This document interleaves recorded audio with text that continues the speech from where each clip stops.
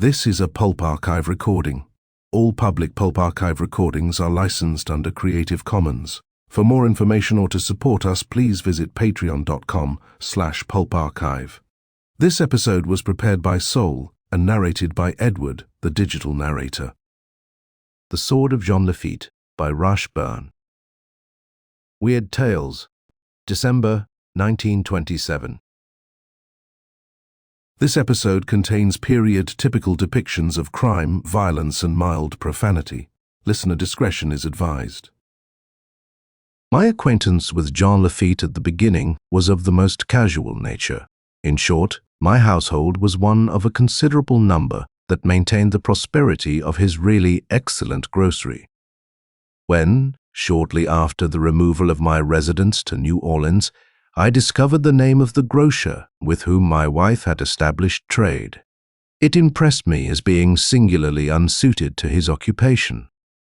As a matter of fact, I thought it ridiculous that any commonplace career should appeal to one who bore the name, and who, my wife informed me, claimed descent from that olden Robin Hood of Barrataria. I am possessed of a romantic streak which even the exigencies of modern business have not been entirely able to overcome, and for some time this led me into the habit of personally settling my monthly account at Lafitte's.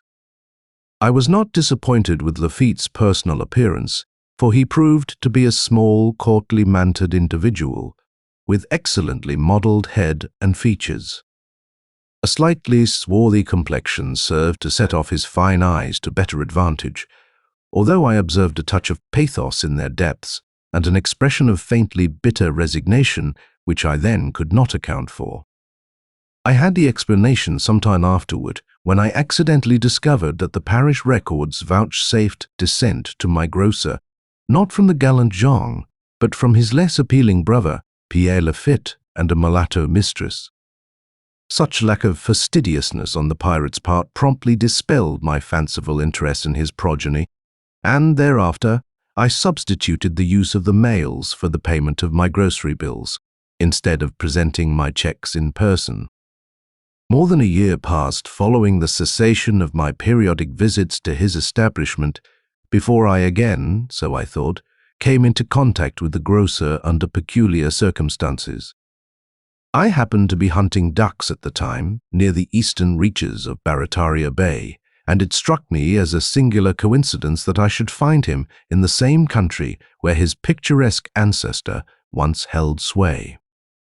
I had become separated from the other members of my party, and the realization that I had hopelessly lost my bearings was gradually forced upon me. In attempting to retrace my steps toward the distant quarter in which I believed my companions to be, I was further confused to come upon a small bayou, which failed to impress me with any sense of familiarity. While engaged in seeking a place where the heavy, sluggish water was shallow enough for me to wade across in my hip boots without the necessity of a thorough wetting, I was relieved to observe the figure of what I took to be another hunter upon the opposite side of the bayou. I succeeded in crossing the stream without much difficulty, and hastened to accost the stranger about whom there was something vaguely familiar. As I approached him, it suddenly dawned upon me that he was none other than that Jean Lafitte who sold me groceries. Simultaneously, I observed that his nondescript and yet picturesque attire would more appropriately have served that other Lafitte who possibly stood upon the same ground when Barrataria was a pirate stronghold. A long sleeveless cloak, curiously faded and weathered, and conveying an impression of impossible age, draped from his shoulders to below the tops of equally aged leather knee boots. A broad-brimmed, low-crowned hat, of apparently the same vintage as cloak and boots, drooped over the sallow face, where care appeared to have graven deeper lines than I remembered. I thought for a moment that the fellow seemed vexed as I hailed him. He hesitated for a perceptible instant, and then, slightly shrugging his shoulders, answered my greeting civilly enough, although without cordiality. "I'm certainly glad to see you, Lafitte," I said, and observed that he gave a slight start as I pronounced the name and regarded me with uncalled-for surprise. "Indeed, monsieur?" he questioned. Lafitte spoke English with the curious inflections so often encountered in the southern parishes of Louisiana, even upon the tongues of some who are of a third or fourth generation of born Americans. He had never before addressed me as Monsieur, however, and the use of the French title struck me as an affectation, possibly impelled by some conceit associated with his present surroundings. "I surely am," I affirmed. "I'd been floundering around in this confounded swamp all morning, and just about decided that I don't know where I am. I haven't even heard a gunshot for the last hour or more." "In which direction does Monsieur design to proceed?" asked Lafitte. "Back to that so-called railroad at Leboeuf Station," I informed him, conscious of a rising distaste for his continued use of the French mode of address.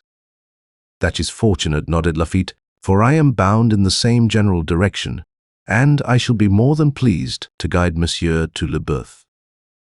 There it was again, and my rather childish irritation gave vent to expression as I reminded him a trifle shortly, "You've sold me enough groceries as Mr. Stewart to be able to get along without all that Monsieur foolishness, haven't you, Lafitte?" I was immediately ashamed of the outburst, for which there was little enough real reason, but consoled myself with the reflection that the damned nigger, even if he was almost white, was a bit too fond of histrionics. Nonetheless, my rebuke produced a dangerous gleam in Lafitte's deep eyes, and he stiffened ominously. The appearance of swiftly mounting wrath gave way, however, to an almost immediate expression of quizzical surprise, and what appeared to be sudden and amused comprehension. I confess to a distinct relief at seeing the blaze die out of those brilliant eyes. For the momentary flash, brief as it was, had given me a glimpse of something potentially dangerous in their depths.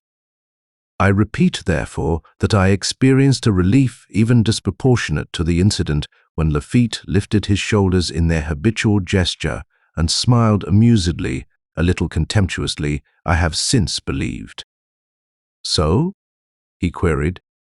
"You buy groceries from one Jean Lafitte in New Orleans, and, because you consider him a very commonplace person, object that he, finds it natural, so close to Barataria Bay, to speak in the fashion of that other Jean Lafitte." I answered him with his own trick by shrugging my shoulders, whereat he faintly smiled again and nodded. "Please pardon my unwitting offense, Mr. Stewart. One will surely be safe in asserting that Jean Lafitte, the grocer, highly values your goodwill." I was strongly suspicious that the rascal found something in his last statement to furnish him secret amusement, but I could not be sure, so offered no comment beyond a non-committal grunt. The fact was that Lafitte impressed me in a curious and vaguely disquieting manner. I was at a loss to account for the indefinable antipathy his presence inspired in me. For even in Barataria, and despite what I then considered his theatrical manner, I refused to regard him as other than a moderately prosperous grocer, and a not quite white grocer at that. We trudged on in silence for a while, Lafitte setting a course almost at right angles to the direction I had been following. Finally, partly as a relief to the monotonous lack of conversation, which my guide seemed indifferently disposed to remedy, and partly to shake off the unreasonable disquiet which I experienced in his proximity, I hazarded a remark. "I did not know you were in the habit of taking holidays in the Barataria country, Lafitte," I said. "Nor am I," was his grave reply. "I have not had a holiday in Barataria or elsewhere in more years than you would be likely to credit, should I tell you just how many." "Does one flounder through these swamps on business, then?" I asked, with a short laugh. At the same time, I noticed a fact that had previously escaped my definite attention. In addition to his queer attire, neither was Lafitte armed for hunting, as well as I was able to determine. "More men have sought these swamps with serious intent than have come for pleasure," moodily answered Lafitte, breaking the thread of my thoughts. There was another flash of that latent ferocity I had previously noted as he added, "Some few have come to bide here, the hour of vengeance." I made no comment, nor did Lafitte seem to expect any. I could make neither heads nor tails of his erratic talk, and what with the wild and positively uncanny expression that frequently replaced the air of calm melancholy I had grown to associate with him, I began to entertain an uneasy suspicion that the fellow might be more or less unbalanced mentally, although the idea was certainly discounted by what I knew of him.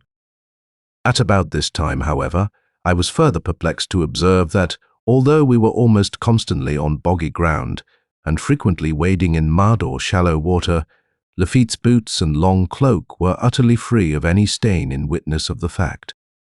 The full shock of this phenomenon did not strike me until I afterward recalled it in the light of later events. My attention was diverted at the moment by the appearance of the Mississippi River levee, which confronted us as we broke through a concealing patch of tall sugar cane. The wretched little railroad track ran almost in the shadow of the levee, and Lafitte informed me that Le Boeuf station was only about 2 miles above us, around the bend of the river. He suggested that I might see for myself from the embankment, and as its summit furnished an easy and natural highway to my destination, we made the ascent.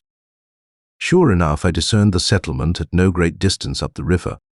At this juncture, Lafitte called my attention to a vessel that was rounding a lower bend of the great river which rolled majestically below us, and forging slowly upstream in our direction.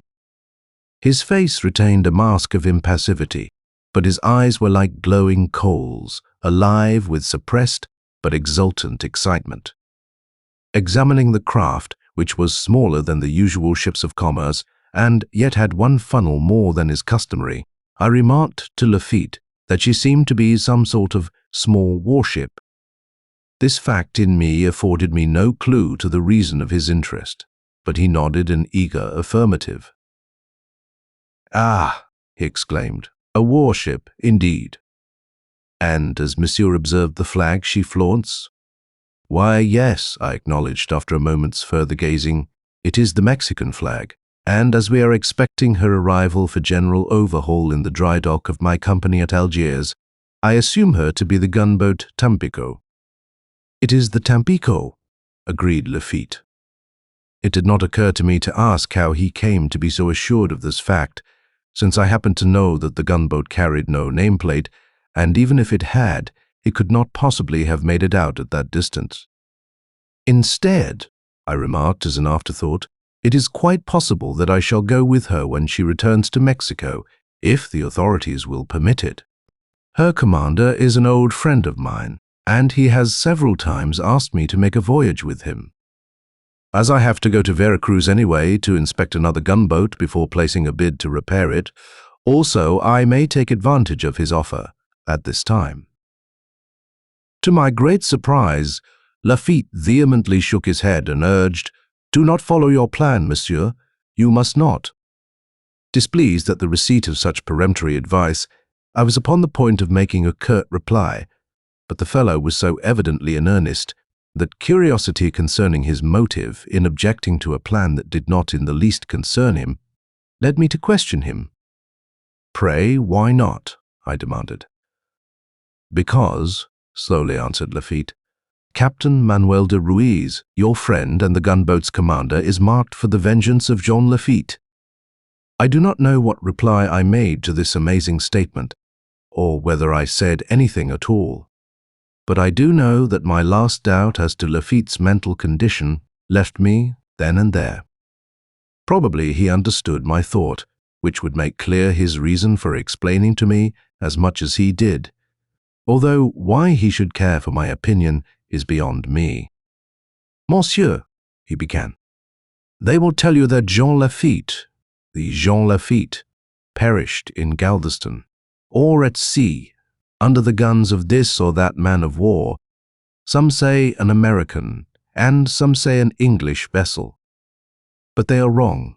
When an American warship bombarded Galveston, of which Lafitte was then governor, it is true that he was forced to flee the island, but he fled, monsieur, not to sea, where every man's hand was against him, but to the mainland. the fugitive governor sought sanctuary in Old Mexico, where he had many friends, but alas, he had also many enemies, and treachery brought him fall into the eager clutches of the chief of them all, Juan Don Manuel de Ruiz, the governor of Matamoros. Lafitte's face contracted with a spasm of fierce and somehow terrifying hate at the mention of the name, and he broke off his narrative to glare malevolently at the approaching gunboat. De Ruiz was not one to pass by the opportunity to settle an old grudge, he continued, which was only the more bitter because unjust. His end was attained by the simple and expedient use of a firing squad, unattended by such superfluous trifles as formality or pretense of justice. But where, I interposed, is your authority for such statements? With proof, your story becomes an important contribution to history, but without such proof, and that of a very definite nature, it remains nothing more than another of many interesting tales about the same subject. Monsieur, replied Lafitte, with an enigmatic expression in his eyes and contempt in his voice, I who know, tell you what is the truth. Proof I have none, but I do not seek to write history, and I am little concerned with what fate history may assign to Jean Lafitte. What does concern me is the fact that, as the Mexican governor's ragged soldados riddled his body with an uneven volley, Lafitte cursed de Ruiz with his final breath, and swore vengeance on him, and all who bore his name after him. And Monsieur, the last de Ruiz, the great-grandson and namesake of the murderer of Jean Lafitte, commands that tea-kettle yonder. At any rate, I remarked a trifle maliciously, he does command it, so that Lafitte's curse cannot have been entirely efficacious. Ah, snarled my fanciful grocer. I still thought of him in that light and found the fact amusing, with an air of baffled rage. Yet, monsieur, the original de Ruiz sickened and died of a malady that baffled his physicians shortly after the execution of his enemy. The Mexican had laughed at Lafitte's curse, but there were those who remembered and shuddered, and peons who crossed themselves with dread, when the governor shrieked the Baratarian's name in the last agony of death. There was a pause, while the speaker seemed to be reviewing a personal knowledge of the event he had just described. So detached and earnest was his expression. There was about him also an air of gloating over that knowledge, but even so, I could not forbear another sly jibe at his story. Yet his great-grandson prospers, I remarked. He is still a young man, and he will be a power in Mexico some day if he lives. If he lives, significantly agreed Lafitte. He regarded me for a moment with a stony stare. Would you know why he lives? Why, indeed, his family was not wiped out long before he was born. Then, monsieur, I will tell you, it is because they buried the sword of Jean Lafitte with his great-grandfather. I think that I snorted outright at this statement, but Lafitte continued his remarkable narrative without seeming to notice. The superstition of the governor's wife, who had a carefully ignored strain of Indian blood in her veins, caused her to seek counsel of her old Indian nurse, and the old Aimee advised her mistress to do a strange thing. There is, or was, monsieur, a belief among some of the native tribes of Old Mexico that if a warrior's weapons be buried with his slayer, the malignant spirit of the former would be bereft of much of its power to harm either the spirit of his foe, when death should claim him also, or those living ones beloved of that foe. Monsieur, there is often wisdom in what is termed the superstition of ignorant savages. Since the death of that old de Ruiz, his descendants have struggled against something more than mere ill fortune.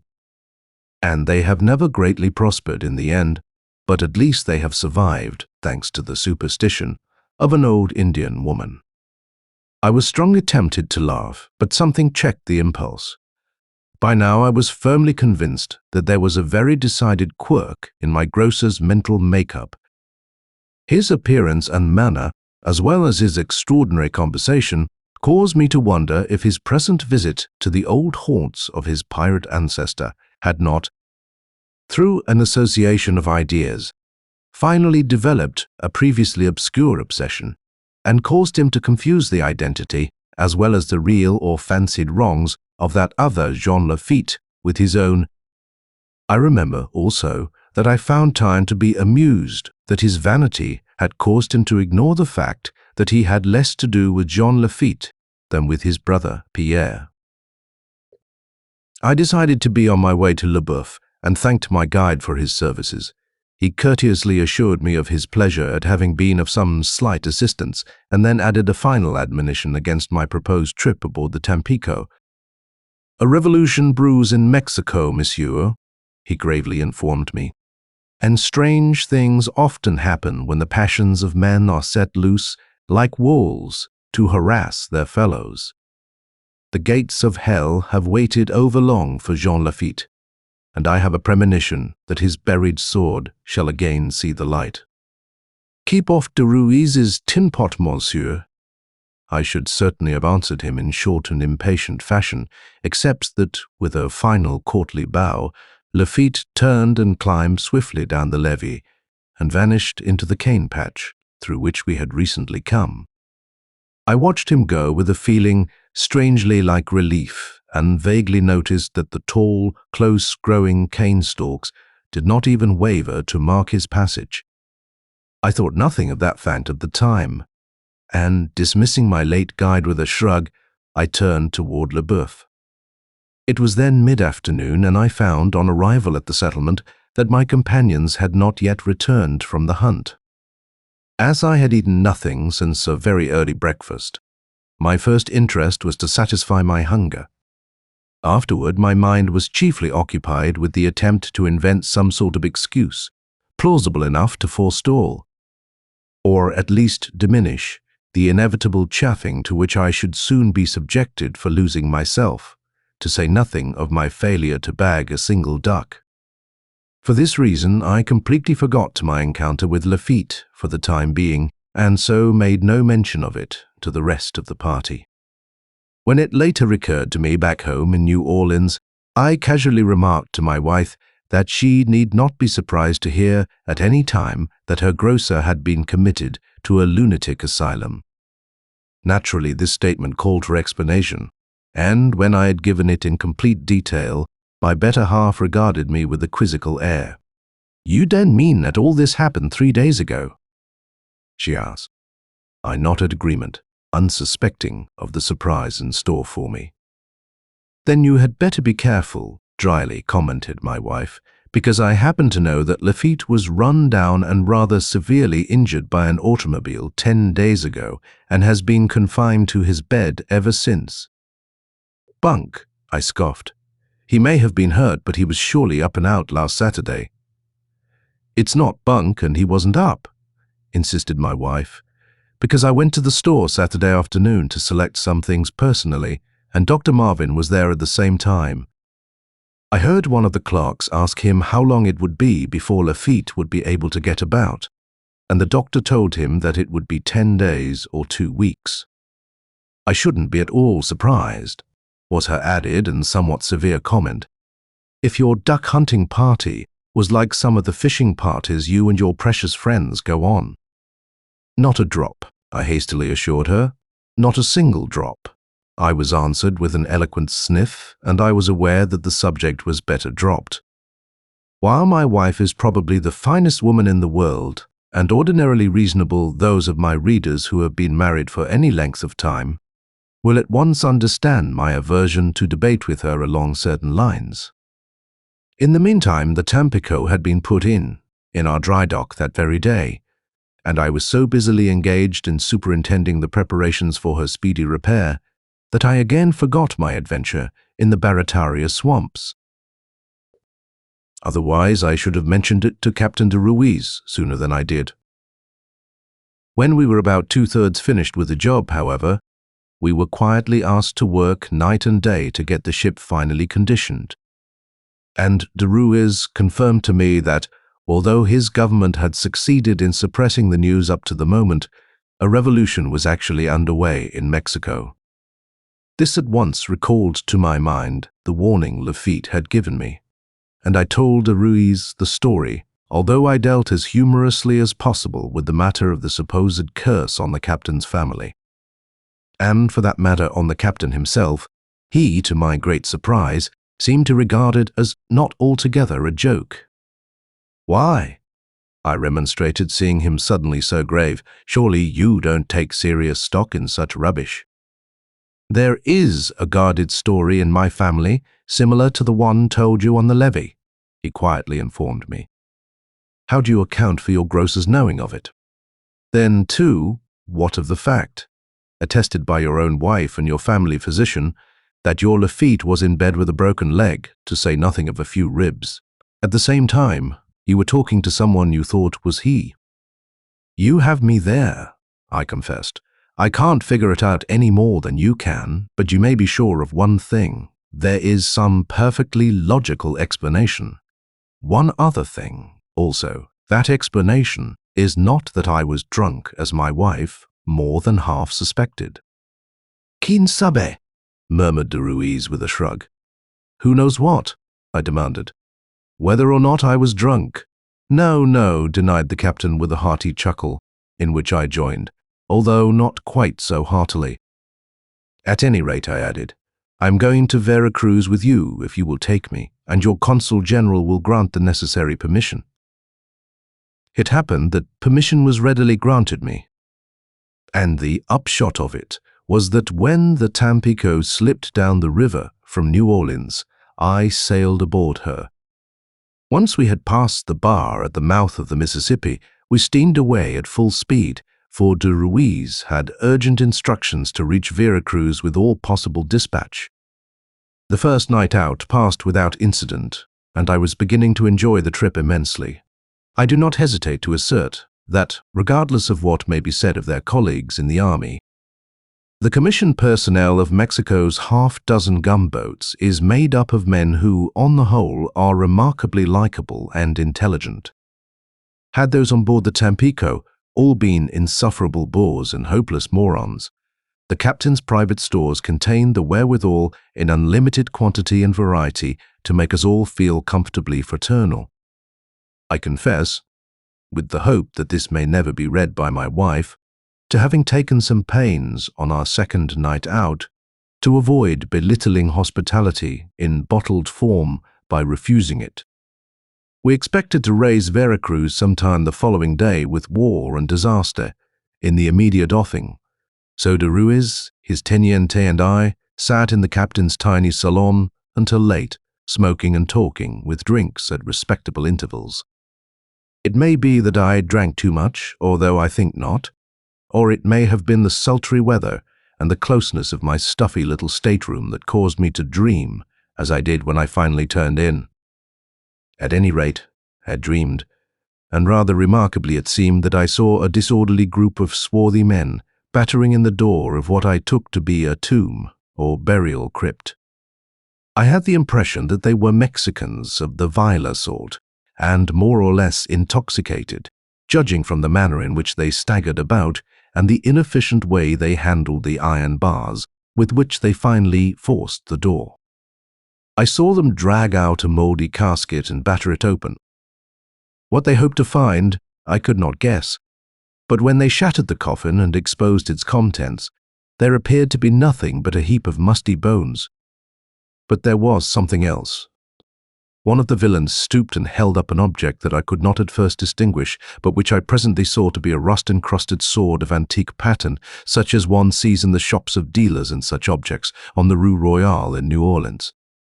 With evident disgust, the fellow flung the rusty weapon back upon the ground. Then my dream faded into nothingness. It was hardly daylight when I was awakened by insistent rapping upon the door of my stateroom, when I finally dispelled the cobwebs from my sleepy brain sufficiently to rise and open the door. My early caller proved to be Captain de Ruiz. I stared at him for a moment, still stupid with sleep, and then it dawned upon me that my friend appeared shaken and distressed, and I hastily bade him enter. He slumped into a sitting position upon the side of my bunk, while I waited for the explanation of his unseasonal visit. He seemed greatly to have regained his composure since I first opened the door, and, hesitant to speak, ashamed almost. Then he told me in exact detail of a dream from which he had just awakened, and his dream in every respect was identical with my own. To be sure, this occasioned me some surprise, but the cause of his renewed agitation when I told him that we had dreamed in duplicate still did not occur to me. What's so exciting about it? I wanted to know. It's curious, certainly, but I don't see any reason to be upset. "Lo espada," cried de Ruiz. "The sword," I stupidly repeated. "Then, the light dawned, you mean?" "The sword of Jean Lafitte," de Ruiz answered my unspoken question. "It was my great-grandfather's tomb we saw. He has his sword. Lafitte, I mean." "Nonsense," I sharply informed him, partly to cover up my own puzzlement. I was not so very sure myself. I had not the matter-of-factness of you Americans, my friend. Besides, I have heard this tale of the sword of Jean Lafitte too many times from my old Indian nurse. That and other things. I am absolutely convinced that drunken revolutionistas or drunken federalistas, Quien sabe, unearthed the sword last night. Perhaps they thought to find treasure in the tomb. Perhaps he permitted the sentence to remain unfinished, and after a moody moment, smiled as if in self-ridicule and lighted a cigarette. His composure seemed quite restored, and he still smiled as I good-naturedly chaffed him about his superstitions. It was still faintly in evidence as he left me, but I noticed that his face was dead white. Moodily, I proceeded to dress myself, after first ringing for an orderly to bring me a small cup of black coffee in the hope of dispelling the weight which seemed to have settled upon my spirits. The coffee heartened me somewhat, and having no desire for further breakfast, I sought the deck to try if the early morning air would not additionally stimulate my mind to cheerful thoughts. To my dismay, it had precisely the opposite effect. The sulking sun, hardly clear of the horizon, was a murky ball, anything but provocative of cheerfulness. The air was still and sultry, and seemed even more depressing on the deck than in the close confines of my meager stateroom. "I am glad we shall make Vera Cruz this afternoon," confided Lieutenant Morales, the Tampico's second in command. "I am afraid there is going to be some foul weather. I don't like the looks of things." "I don't like it either," I muttered. But whether I had reference to the weather, as Morales naturally understood, or to the uneasy and apparently unfounded forebodings that oppressed my mind, I hardly knew myself. My own unrest, I gradually observed, seemed to be shared quite generally, although nobody else appeared conscious of the pervading air of gloom. I am afraid that most of the officers had imbibed a little too freely the night before, as, indeed, I may have also done, in a last merry fling before facing the serious duties awaiting them. Swollen heads and fuzzy palates would have accounted for their sourness, but nothing of the sort explained the sullen uneasiness with which the members of the crew went about their varied routine. The very atmosphere seemed surcharged with dismal prophecy. Then, late in the forenoon, with our port but a few scant hours away, it happened. Lieutenant Morales had just imparted the information that the captain had remained locked in his stateroom all morning, denying entrance to all save his orderly, who reported him to be drinking prodigiously, already hopelessly drunk, in fact. Hardly had the words been uttered when de Ruiz gave them the lie, by himself appearing on deck. If he was drunk, I thought he certainly carried his liquor well. There was a noticeable firmness to his step as he strode past where we stood, without appearing to notice us, and climbed the ladder to the bridge. I noticed that his eyes were unnaturally bright, and Morales directed attention, wonderingly, to a detail even more remarkable under the circumstances. "Mirko la espada?" he asked of no one in particular. I also wondered, now that I observed it, why the sword. He was in fatigue uniform and just barely disheveled.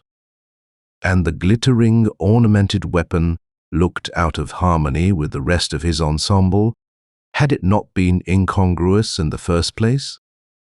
The nameless, half-formed dread which had oppressed me all morning now seemed stronger than ever, and I had a sudden conviction that my intuition was about to be justified. "Mirror!" ejaculated Morales, clutching my arm. I looked as he bade, and beheld de Ruiz upon the bridge, with his gleaming sword drawn, thrusting before him at the empty air. Followed the most remarkable exhibition of swordplay it has ever been my lot to witness. The captain's blade leaped in and out like a thing alive, glittering dully, ominous in the grudging rays of the murky sun. Cut and thrust and parry while the gaping crew looked on. De Ruiz handled his sword exactly as if it crossed another, held in the hand of a deadly opponent. Yet the bridge was empty, save for him alone from where I watched, spellbound. The captain's pallor was easily discernible, and I could see also his clenched teeth and the desperate set of his jaw. Drunk or sober, it was a deadly serious business to him. At any rate, he seemed to be getting a shade the worst of his imaginary encounter, for he slowly retreated to the bridge ladder, and, having gained it, leaped swiftly down upon the deck, after a whirlwind of thrusting that might have been to give him the instant's respite necessary to accomplish the feat in safety. Swiftly de Ruiz turned, and I distinctly heard his growl of cornered rage as his sword again leaped up to ward and fend. He was strictly on the defensive now, and gradually back to the companion stairs inch by inch. Step by step he seemed forced, relentlessly backward. Finally, with the same preliminary fury of thrusting that had marked his descent of the bridge ladder, the captain disappeared below. Officers and crew surged forward to follow, but Morales awoke from the stupor into which he had been thrown with the rest of us at seeing his commander fight an apparently desperate duel with thin air, and hastily posted a couple of men at the head of the stairway to hold back the crew. Then he fairly leaped down. The precarious flight of steps, I immediately behind him, and several officers close upon my heels. We rushed pell-mell for the captain's salon, where we could hear de Ruiz moving about, swearing with low vehemence that ended, even as we ran, in a sudden choked groan. As the lieutenant gained the doorway of the salon, he stopped short, so that I almost bowled him over, so close was I behind him. I was taller than he, and could easily see over his shoulder, and what I saw caused me to gape quite as much as he probably was doing.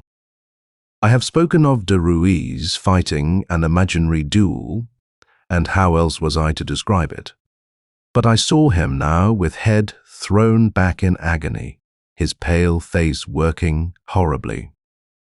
With one hand he strove to support himself against a table at his side. The other hand was clutched above his left breast.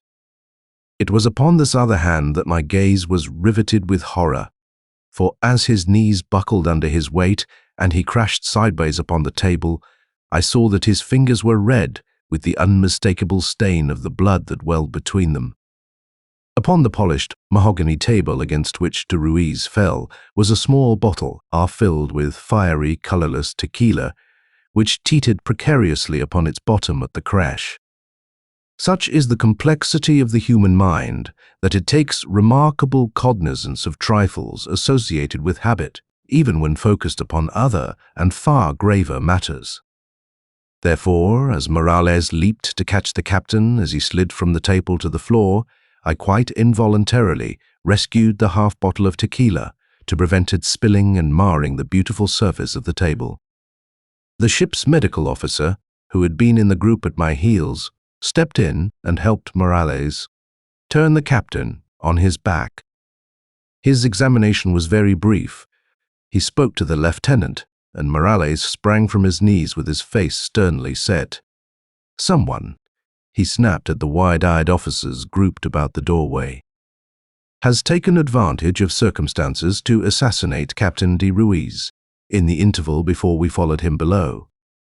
Senor Montalvo, have the kindness to immediately inform the guards at the companionway that none are to pass them until my further order, and bring me men to conduct a thorough search.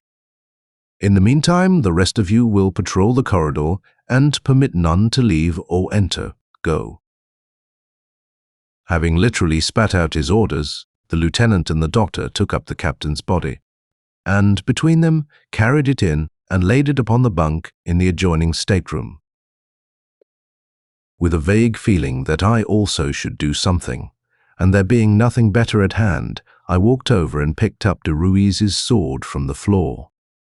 As I stooped to recover it, I noticed a second sword which had escaped attention because it had been thrown well under the table or had rolled there. Curious, I retrieved the strange weapon and then felt the hair prickle on the back of my neck. This sensation was not due to the significant stain upon the point, but wholly to something inherent in the sword itself. It was an ancient rapier and very rusty, of a sort in use 100 years and more ago. Shakily, I turned toward the door, impelled by I know not what, and saw, or at least I thought I saw, a shadowy figure in the passage that made a mocking, significant gesture in my direction ere it moved on in the direction of the stairway. With the ancient sword in my hand, I leaped into the passage, bringing a sharp challenge from a guard at the far end. The corridor was absolutely empty, except for that one guard, and he, sauntering up, assured me, when questioned, that no one else had passed. None the less. I felt that I had surely seen a face that I had seen before. I never could forget those eyes, and I had had a fleeting impression of a wide, drooping hat above it, and of a shadowy form draped in a long, weathered, sleeveless cloak. These I remembered.